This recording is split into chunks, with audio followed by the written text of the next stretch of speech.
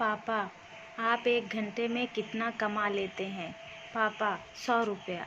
एक व्यक्ति ऑफिस में देर रात तक काम करने के बाद थका हारा घर पहुंचा।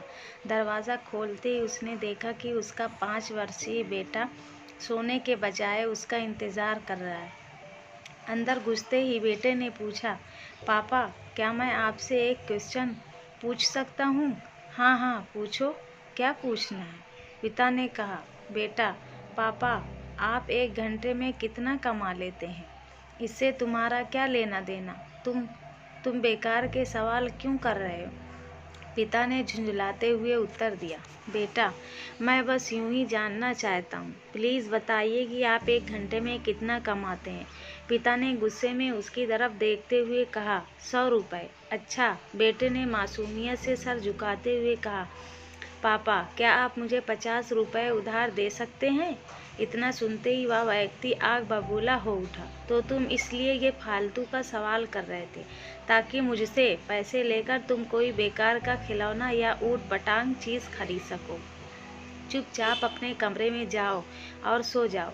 सोचो तुम कितने सेल्फिश हो। मैं दिन रात मेहनत करके पैसे कमाता हूँ और तुम उसे बेकार की चीज़ों में बर्बाद करना चाहते हो। यह सुन बेटे की आंखों में आंसू आ गए और वह अपने कमरे में चला गया। व्यक्ति अभी भी गुस्से में था और सोच रहा था कि आखिर उसके बेटे की ऐसा करने की हिम्मत कैसे हुई।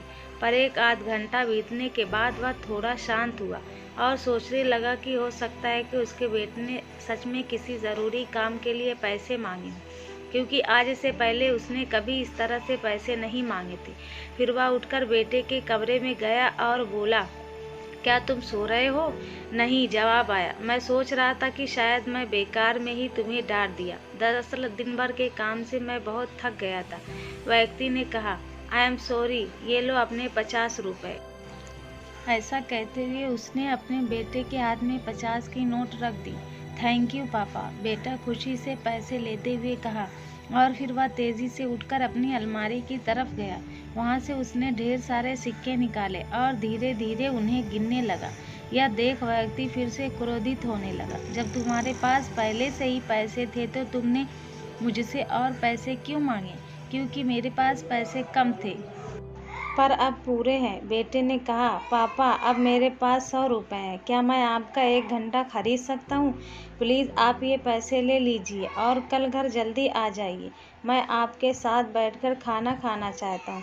दोस्तों, इस तेज़ रफ्तार जीवन में हम कई बार खुद को इतना बिजी कर लेते हैं कि उन लोगों के लिए ही समय नहीं निकाल पाते जो हमारे जीवन में सबसे ज़्यादा इम्पोर्टेंस रखते हैं। इसलिए हमें ध्यान रखना होगा कि आप इस आपाधापी में भी हम अपने माँ बाप, जीवन साथी, बच्चों और अभिन्न मित्रों के लिए समय निकालें, वरना एक दिन हमें भी एहसास होगा कि हमने छोटी मोटी चीज़ें पाने के लिए कुछ बहुत बड़ा खो दिया।